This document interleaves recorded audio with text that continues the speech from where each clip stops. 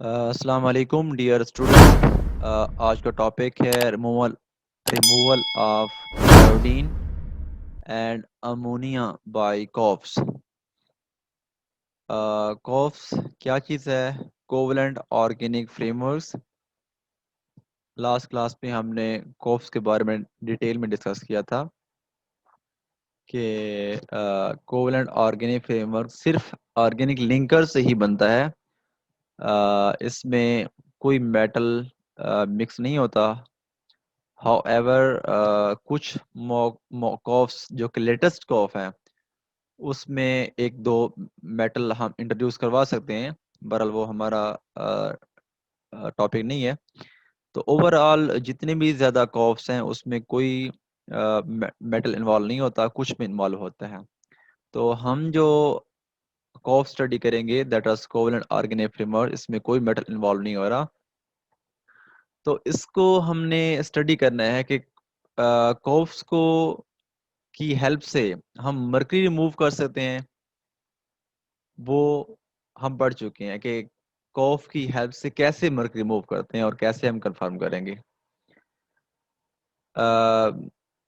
फर्ज करें कि किसी इंडस्ट्री का वेस्ट वाटर है, उसमें मर्करी रिमूव करनी है because mercury is very poisonous for our environment.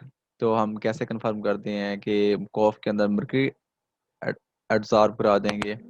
और फाइनली हम स्पेक्ट्रोफोटोमीटर से हम कंफर्म कर लेते हैं कि कितनी मरकरी इस कॉफ के अंदर एब्जॉर्ब हो गई है विद द हेल्प ऑफ। आप कॉफ के अंदर क्यों ये चीज़ एब्जॉर्ब होती है?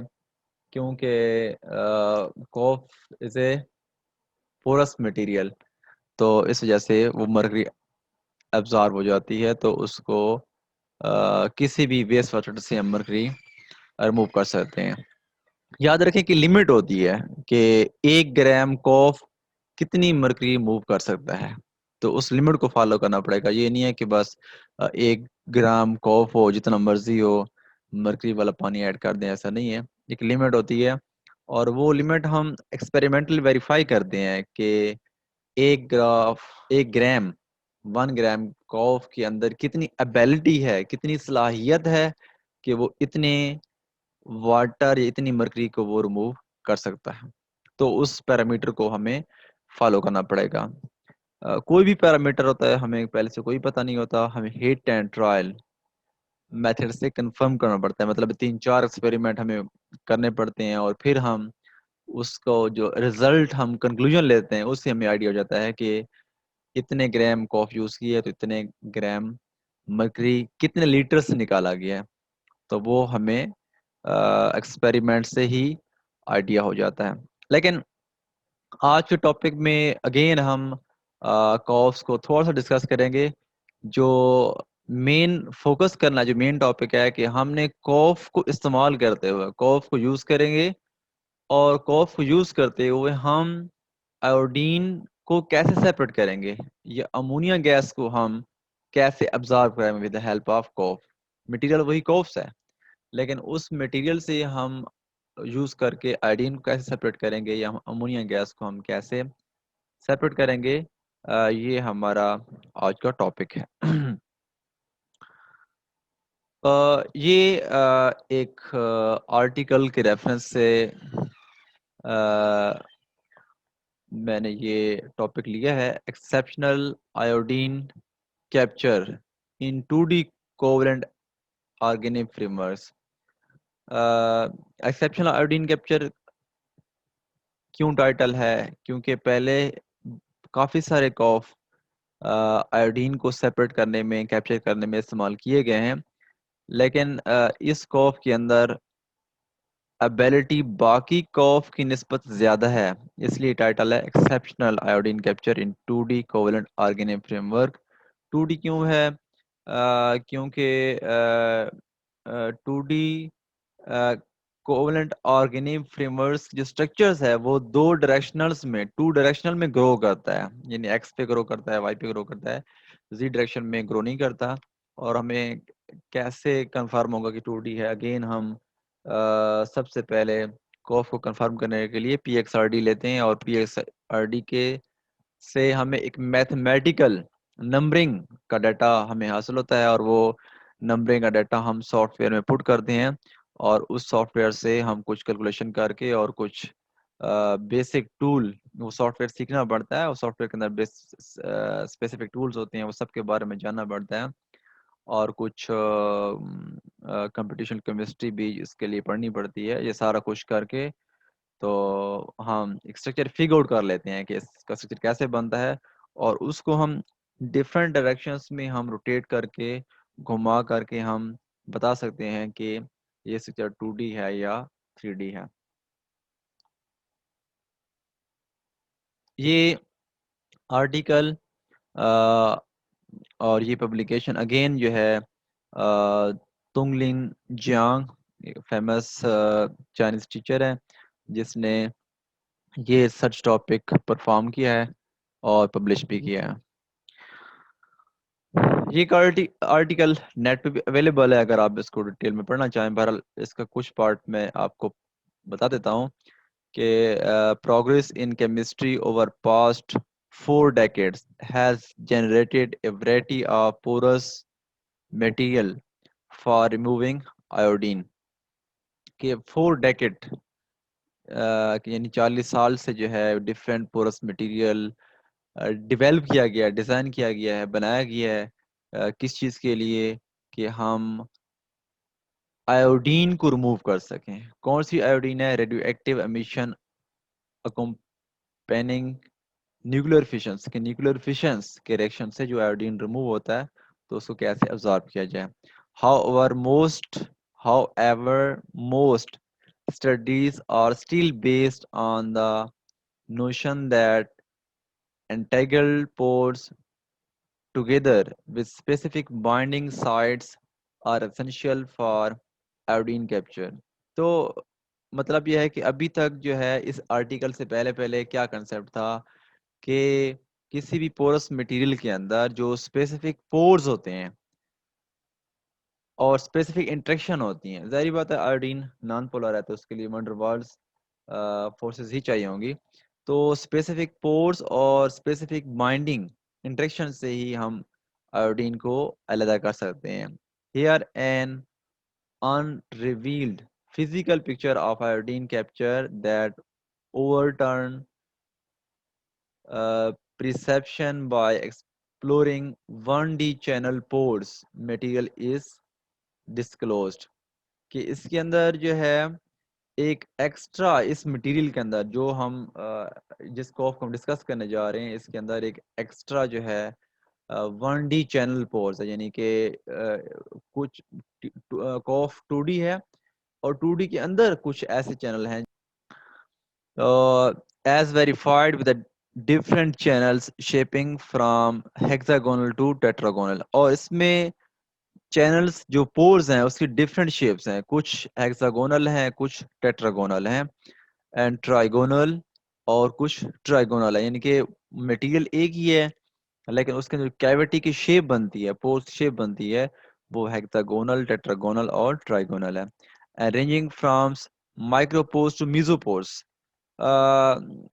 ये एक रेंज है पोर्स की कि सबसे जो बड़ा पोर्स होता है, फर्ज करें कि 3 पोर्स हैं और एक जो है सबसे बड़ा पोर्स है।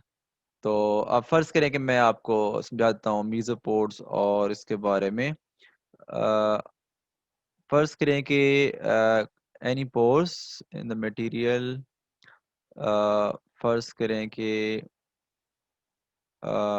ये एक मटेरियल है और या मैं आपको जनरल ऐसे समझा दूं कि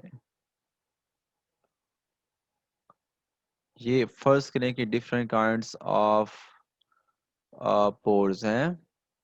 तो अब ये सबसे बड़ा पोर्स है तो इसका हम कहेंगे ये मैक्रोपोर्स है, यानी कि MAC। ठीक है, माइक्रोपोर्स,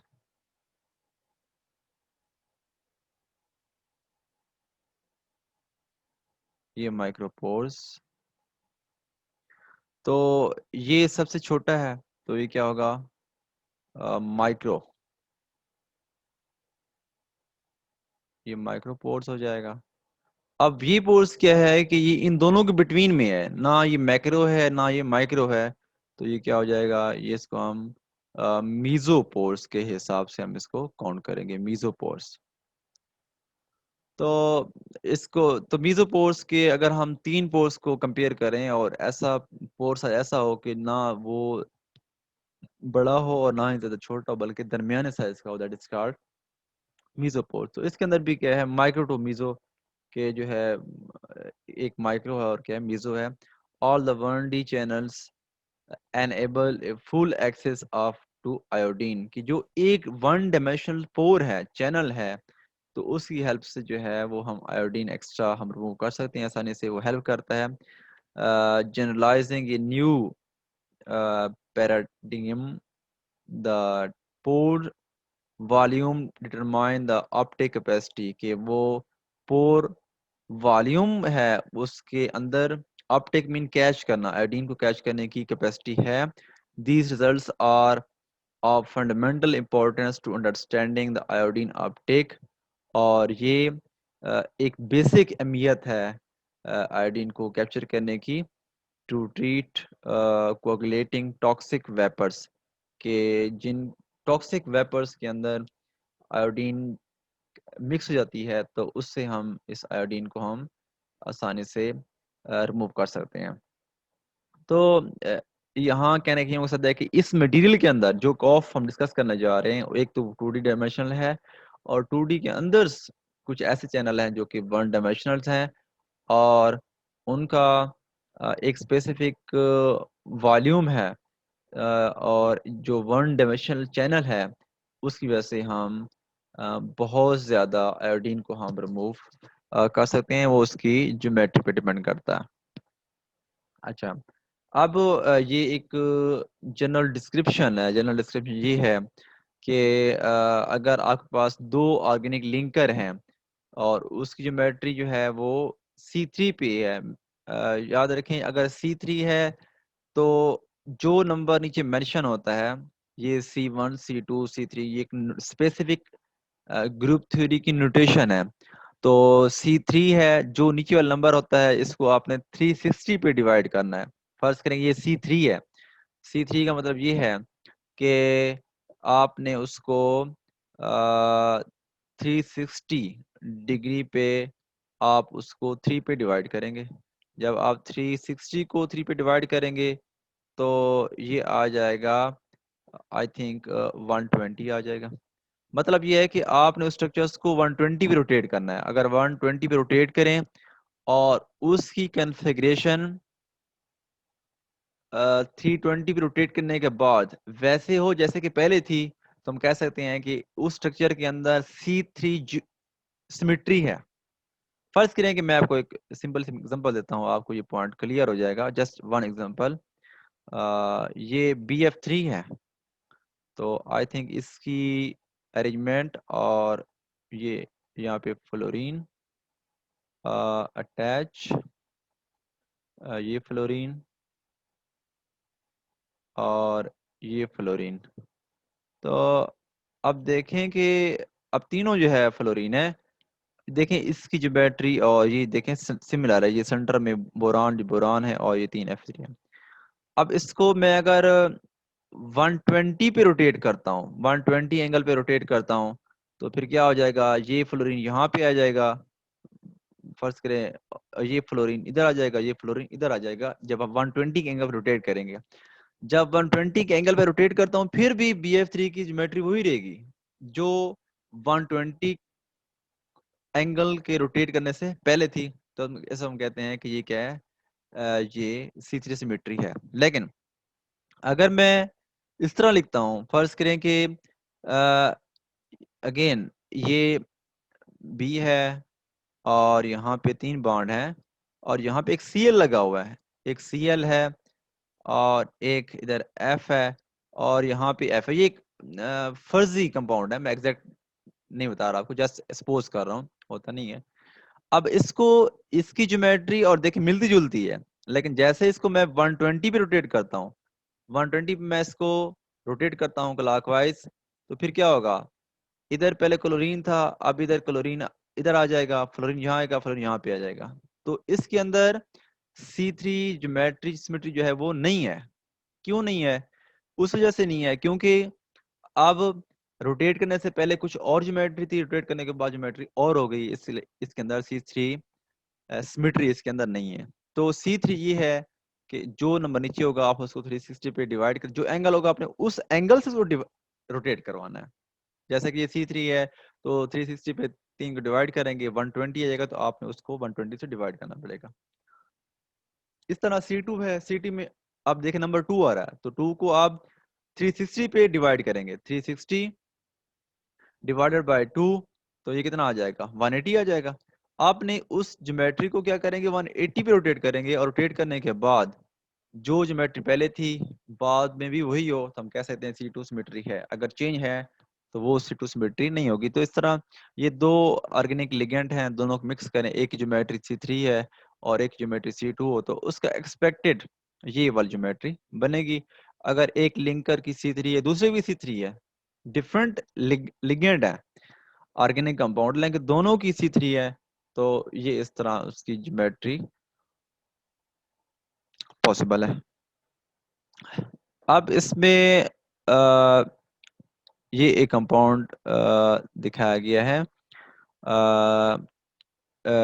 TABP, इसका शॉर्ट एब्रीवेशन और शॉर्ट नेम DMTA। तो इन दोनों को जब हम मिक्स करेंगे तो ये हमारे पास कॉफ बनेगा, और इस कॉफ का जो यहाँ पे जो पोर है वो 3.9 नैनोमीटर है। और अगर हम इस कॉफ को इस लिगेंड के साथ हम मिक्स करेंगे तो हमारे पास ये कॉफ बनता है, और ये 2.2 नैनोमीटर है, और उसका नाम जो है TBP DMTP कॉफ। क्योंकि इस देखें यहाँ पे अ, अ, ये दोनों लिगेंड को मिक्स करने के बाद जो न्यू कॉफ बनता है उसको ये नेम दे रहे हैं हम, और इन दो लिगेंड्स को मिक्स करने के बाद हम जो नेम दे रहे हैं हमारे पास ये कॉफ बन गया कि उसमें दोनों लिगेंड जो है वो मिक्स होते हैं। तो अगेन ये देखना है कि इसमें देखें कि मैं थोड़ा सा इसको जूम करता हूँ ताकि जो चीज़ मैं आपको समझाना चाह रहा हूँ वो मैं समझा दूँ आपको। अ,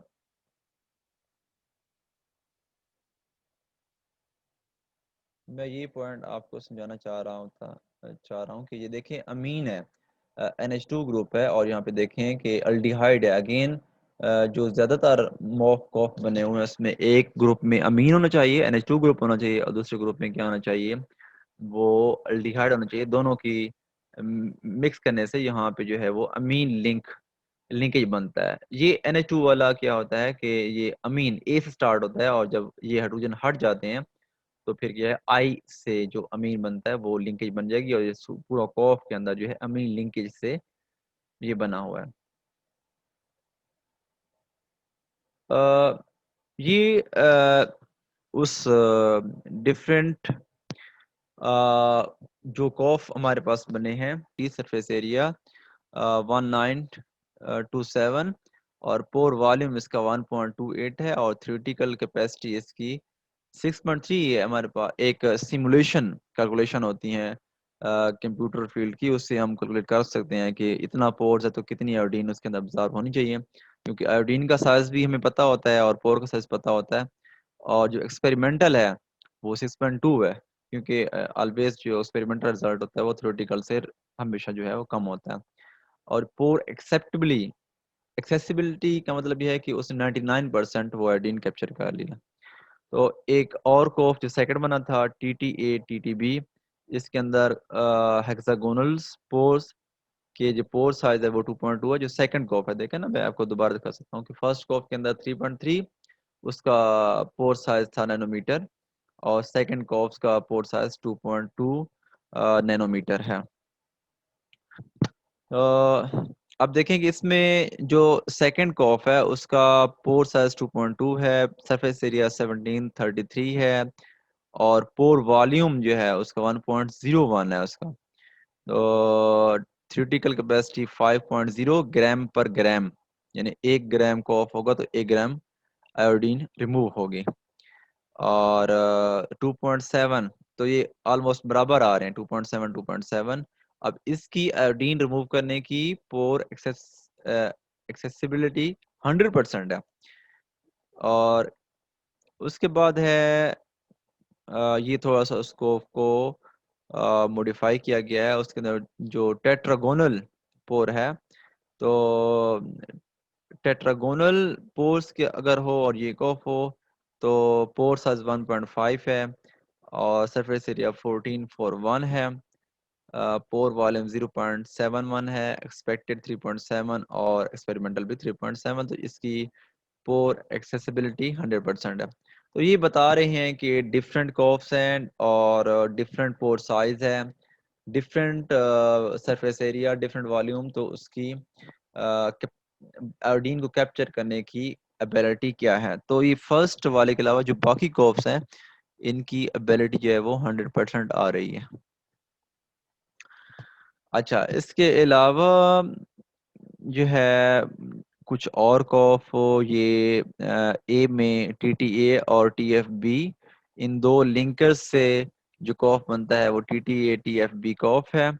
और बी में देखें कि इन दो TFBCZ और PDA, इन दोनों से मिलने से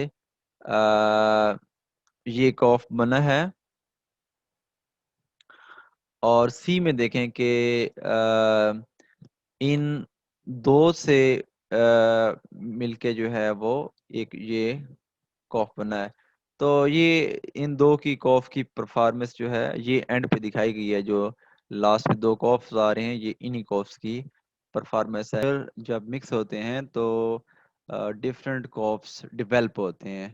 तो हर कॉफ्स का साइज भी यहाँ मेंशन है, इसका 1.6 नैनोमीटर है।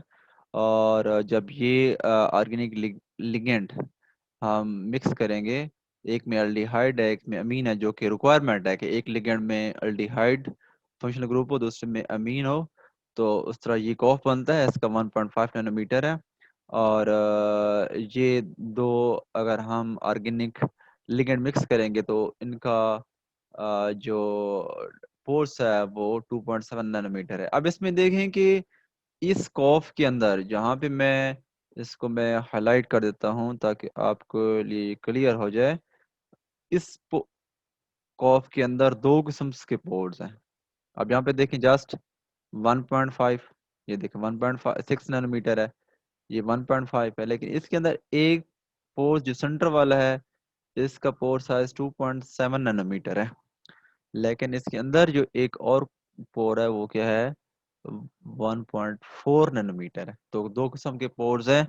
तो इस तरह इसके अंदर आयोडीन्स को कैप्चर करने की एबिलिटी ज़्यादा बढ़ जाती है। तो ये उन कॉफ्स के स्ट्रक्चर दिखाया गया है। ये स्ट्रक्चर उन्होंने उसी सॉफ्टवेयर से बनाया है जो मैंने आपको बताया है कि मैथमेटिकल डाटा को PXRD से हम मैथमेटिकल डाटा लेते हैं, उसको हम सॉफ्टवेयर में पुट करते हैं, कुछ computational calculation and group theory की कैलकुलेशन से हम ये स्ट्रक्चर फिगर आउट करते हैं। भले इतना इजी नहीं होता, इसके लिए सम टाइम 24 आवर 48 आवर और सेवरल डेज चाहिए होते हैं इस स्ट्रक्चर्स को फिगर आउट करने के लिए।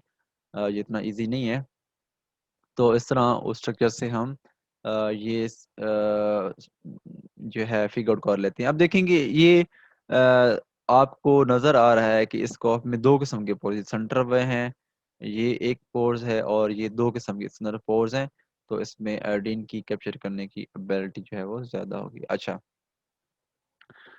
अब इसमें एक ग्राफ दिखाया गया है कि उसी रिजल्ट्स को अगर हम फ्लो चार्ट बनाएं, फ्लो चार्ट डायग्राम बनाएं, उसको हम ग्राफ में हम शो करना चाहें तो ये हम इस तरह शो कर सकते हैं।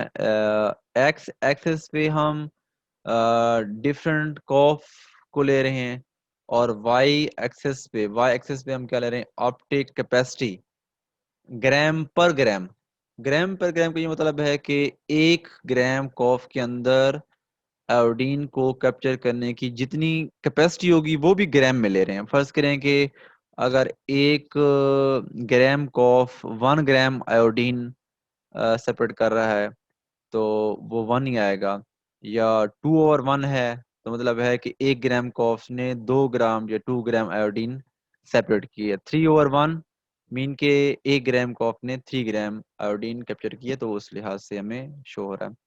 अब जो एक इसमें स्लाइटली ब्लैक कलर्स की लाइन आपको शो की है, ये वाला ग्राफ जो मैं आपको थोड़ा सा सॉरी ये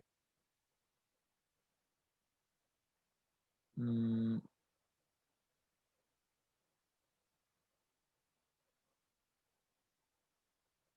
सिर्फ ये जहाँ पे मैं ये रेड लाइन लगा रहा हूँ जिस ग्राफ के ऊपर, ये ग्राफ शो करता है थ्योरेटिकल कैलकुलेशंस को।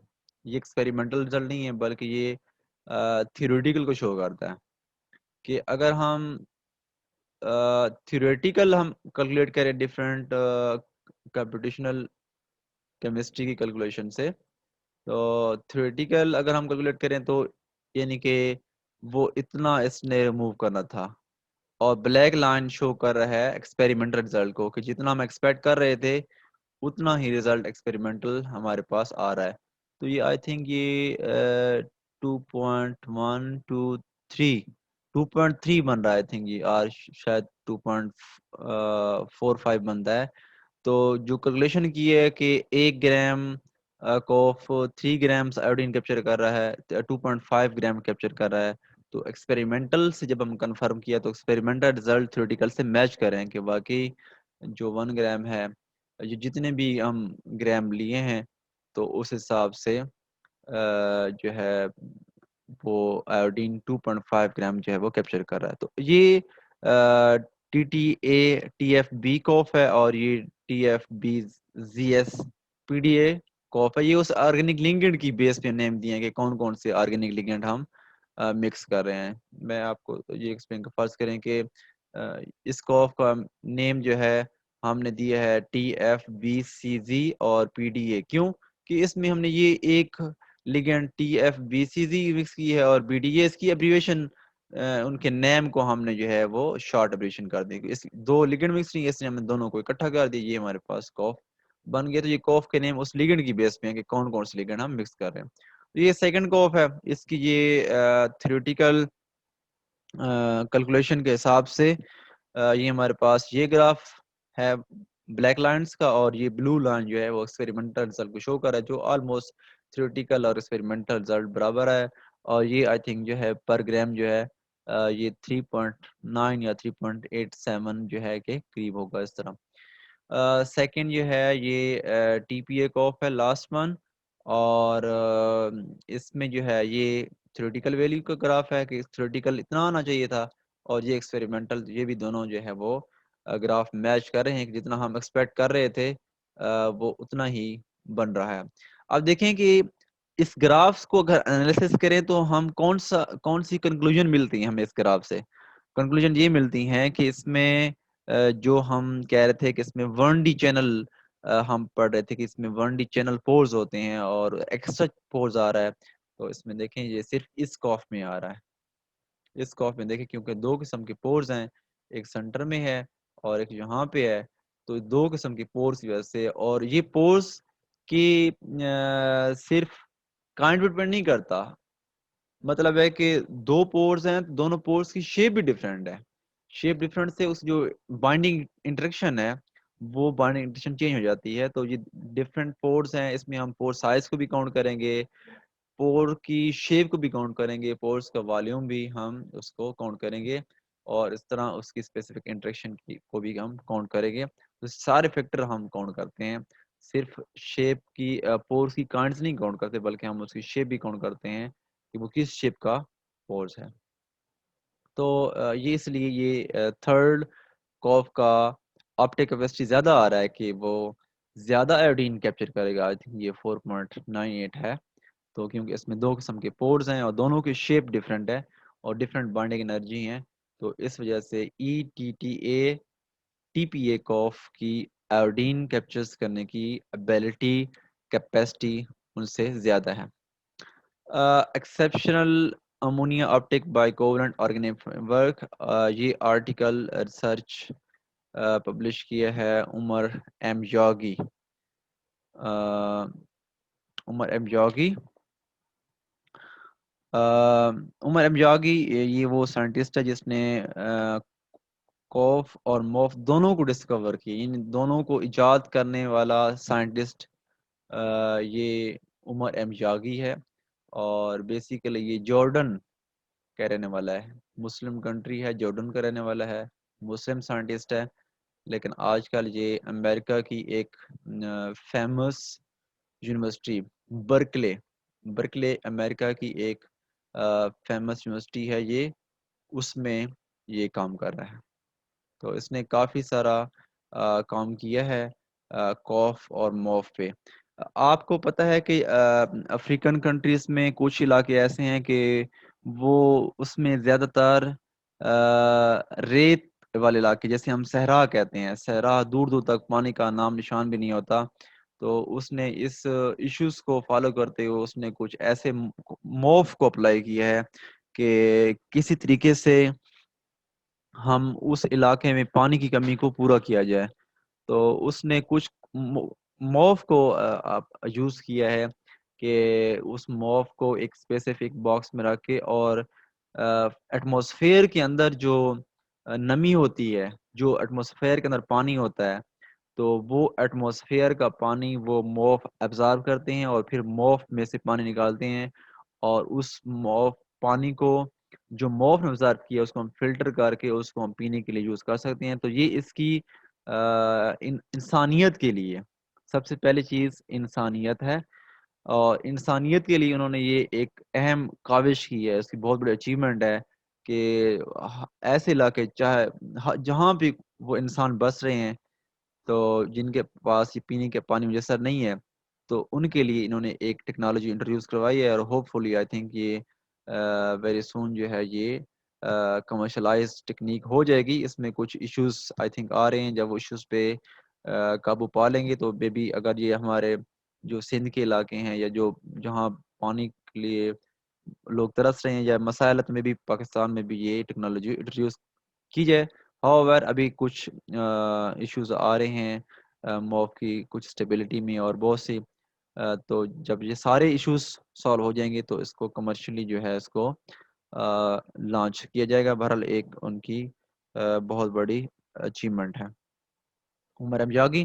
तो उन्होंने ये एक कॉफ जिस तरह वाटर के रिमूवमेंट के लिए मॉफ बनाया है, तो उन्होंने कॉफ बनाया है कि जिससे हम अमोनिया को हम रिमूव कर सकते हैं। फर्ज करें कि ऐसा मिक्सचर है, ऐसा सॉल्वेंट है कि हम उसमें से अमोनिया रिमूव करना चाहते हैं, तो इससे हम अमोनिया रिमूव कर सकते हैं। इस कॉफ की ये अब्स्ट्रैक्ट लिखा गया। याद रखें जब भी कोई रिसर्च आर्टिकल होता है, रिसर्च पेपर होता है, उसमें अब पहला पहला जो है वो नेम के बाद एब्स्ट्रैक्ट लिखा जाता है। एब्स्ट्रैक्ट्स में क्या चीज़ होती है? एब्स्ट्रैक्ट में उस सारी रिसर्च की समरी होती है कि इस रिसर्च में हमने कौन सा मटेरियल यूज़ किया है और कौन सा काम किया है। यानी पूरे काम की पूरा रिसर्च जो आपने एक प्रोजेक्ट किया है, उस पूरे प्रोजेक्ट की शॉर्ट समरी होती है, that is called abstract.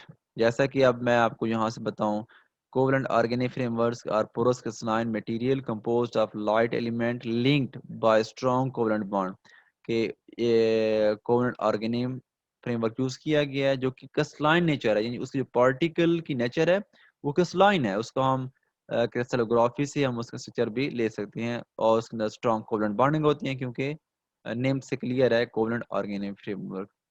A number of these materials contain a high density of Lewis acid boron sites के इसके अंदर जो लिंकेज है वो उसके अंदर बोरॉन के एटम है जो स्ट्रक्चर बनाया गया strong interact with the Lewis base gas which makes them ideal for the storage of corrosive chemicals such as ammonia। और इसके अंदर क्या है कि Lewis basic gas यानी कि इसमें Lewis बेस अट्रैक्ट करेगा विद द बोरॉन और इस तरह इसके अंदर एबिलिटी है कि कोरेसिव मटेरियल को ये स्टोर कर सकता है, यानी कि जैसा कि ये एसिड है, बेस है जो कि चीज़ों को डिस्ट्रॉय करने वाले हैं। We found that the member of covalent organic framework family COF 10 shows the highest uptake capacity। ये कॉफ 10 उस कॉफ का नाम है जो उसने अमोनिया को अब्जॉर्ब करने के लिए यूज़ किया है। तो ये उसने बहरहाल ये बाकी हिस्ट्री आप इसको स्टडी कर लें। मैं आपको मेन टॉपिक की तरफ लेके जाना चाहता हूँ। ये 2 लिगेंड उन्होंने यूज़ किए हैं और इन 2 से ये मॉफ बना है। तो इसमें देखें कि इसके अंदर अब ये बोरान बोरान की लिंकेज हो रही है और किससे, यहाँ पे ऑक्सीजन के साथ। देखें यहाँ पे ये H रिमूव हो जाएगा, ये रिप्लेसेबल हाइड्रोजन है, इजीली रिमूव हो जाता है। और आई थिंक आपने स्पेक्ट्रोस्कोपी में पढ़ा होगा, डॉक्टर लाइका साहब ने पढ़ाया होगा कि नॉर्मली जो है NMR में रिप्लेसेबल हाइड्रोजन्स की वैल्यू नहीं हम काउंट करते, या करते हैं तो इग्नोर करते हैं, क्योंकि वो रिप्लेसेबल हो जाता है, आसानी से रिप्लेस हो जाता है। तो इसलिए ये आसानी से रिप्लेस हो जाता है और इस तरह ये बोरान और ऑक्सीजन की लिंकेज हो रही है। और ये स्ट्रॉन्ग ये लिंकेज किसी भी क्रोसिव मटेरियल्स को बर्दाश्त कर सकता है, यानी कि एसिड और बेस में ये क्या है, ये चीज़ स्टेबल है। और इसलिए अमोनिया जो है वो बेसिक सब्सटेंस है। तो उसको ये बेसिक सब्सटेंस अगर हम ऐड करें तो ये बॉन्ड स्टेबल रहेगा, नहीं टूटेगा। अच्छा, ये कोफ 10 की स्टेबिलिटी के बारे में बताया गया है कि एसिंथेसाइज्ड, अभी इसमें हम कोई चीज़ हमने ऐड नहीं की, तो उसकी ये पीक्स आ रही हैं ब्लैक वाली कलर। एसिंथेसाइज का मतलब है कि जैसे हमने प्रिपेयर की है उसी पीक से ऑलरेडी लिए, कोई मटेरियल हमने ऐड नहीं किया। और इसमें ये है कि आफ्टर NH3 साइकिल 1 के आफ्टर NH3 साइकिल 1 मतलब ये है कि एक दफ़ा आपने उस कॉफ को अंदर अमोनिया अब्जॉर्ब कराई है और उसमें से अमोनिया आपने निकाल दिया है, और अमोनिया निकालने के बाद फिर उसी मटेरियल को किसी और अमोनिया को अब्जॉर्ब करने के लिए यूज़ किया है। तो ये लिखा हुआ है आफ्टर अमोनिया साइकिल 1। जो पहली दफ़ा यूज़ कर लिया वो साइकिल 1 है। उसके बाद दोबारा जब यूज़ करेंगे आप, या आप यूज़ करने से पहले अ, आप सिंपल मैं एग्जांपल दूं कि फ़र्ज़ करें आपने एक MOF 10 है और उससे आपने कुछ अमोनिया यूज़ की है, अब्ज़ॉर्ब करा हुआ है, किसी सॉल्यूशन के अंदर मिक्स की है या किसी गैसेस के अंदर, तो उसको आपने अमोनिया को अब्ज़ॉर्ब कर लिया। अब फिर हम क्या करेंगे, हमारे पास एक मेथड होता है कि जो कॉफ के अंदर अमोनिया आ गया उसको हमने बाहर निकालना है। तो उसको हम कॉफ के अंदर से अमोनिया को रिलीज़ करवाएँगे। अब कॉफ खाली हो गया है। जब कॉफ खाली हो जाएगा फिर हम उसकी पीएक्सआरडी लेते हैं कि जब उसने अमोनिया को अब्जॉर्ब किया है तो क्या अमोनिया ने उस कॉफ को डिस्टर्ब किया है, डिस्ट्रॉय किया है, ब्रेक डाउन किया है या नहीं किया। तो उस चीज़ को कंफर्म करने के लिए हम पीएक्सआरडी लेते हैं। तो जब अमोनिया से निकल गई है, जब पीएक्सआरडी, तो फिर भी देखें उसके अंदर ये स्ट्रॉन्ग पीक्स आ रही हैं। ये स्ट्रॉन्ग पीक्स पहले से मैच कर रही हैं। तो इसका मतलब है कि वो कॉफ स्टेबल है, क्योंकि अगर स्टेबल ना होता तो ये स्ट्रॉन्ग पीक्स ना आती। फर्स्ट करिए ये स्ट्रॉन्ग पीक्स नहीं आ रही, इसका मतलब है कि अमोनिया ने उसको आपको डिस्ट्रॉय कर दिया, इसलिए ये पीक्स नहीं आ रही। तो अब अगर दोबारा उस कॉफ को हम कोई और अमोनिया अब्जॉर्ब करवाते हैं दूसरी दफा, आप देखें मटेरियल वही है लेकिन हम सेकंड दफा दूसरी दफा अमोनिया अब्जॉर्ब कर रहे हैं, फिर दूसरी दफा अमोनिया अब्जॉर्ब कर, जब अब्जॉर्ब हो जाएगी फिर हम उससे अमोनिया को बाहर रिमूव करवाएंगे, फिर दोबारा पीएक्सआरडी लेंगे कि जब हम अमोनिया को दूसरी मरतबा यूज कर रहे हैं तो क्या अब कॉफ स्टेबल है या नहीं स्टेबल। देखें थर्ड टाइम जो दूसरे साइकिल के बाद देखें फिर भी ये ग्राफ स्टिल क्लियर पिक्स आ रही है, तो मतलब है कि वो कॉफ स्टेबल है। अब 2 दफा आपने उस कॉफ को यूज कर लिया, अब हम तीसरी दफा हम यूज कर रहे हैं कॉफ को, तीसरी मरतबा हम कोई और अमोनिया उससे अब्जॉर्ब कराएंगे इस मिक्सचर से, और तीसरी मरतबा जब हम अमोनिया अब्जॉर्ब करवा लेंगे तो उसके बाद हम अमोनिया रिमूव करवाएंगे, फिर हम पीएक्सआरडी लेंगे। तो स्टिल देखें इन तीनों केस में ये जो स्ट्रॉन्ग पीक है, बाकी पीक्स अगर ना भी थोड़ी बहुत मैच कर, लेकिन ये स्ट्रॉन्ग पीक्स अगर मैच कर रही है, जो बड़ी पीक है, इट मीन्स के वो कॉफ स्टेबल है। तो किसी भी पोरस मटेरियल्स की अगर आपने स्टेबिलिटी चेक करनी है कि क्या वो एसिड मीडियम में, बेसिक मीडियम में वो स्टेबल है या नहीं है, तो इस तरह हम उसकी स्टेबिलिटी पीएक्सआरडी पैटर्न से हम चेक कर सकते हैं। जिस तरह ये हमने कॉफ की चेक की है, इस तरह जो बाकी मटेरियल है उनकी भी हम इसी तरह स्टेबिलिटी चेक कर सकते हैं।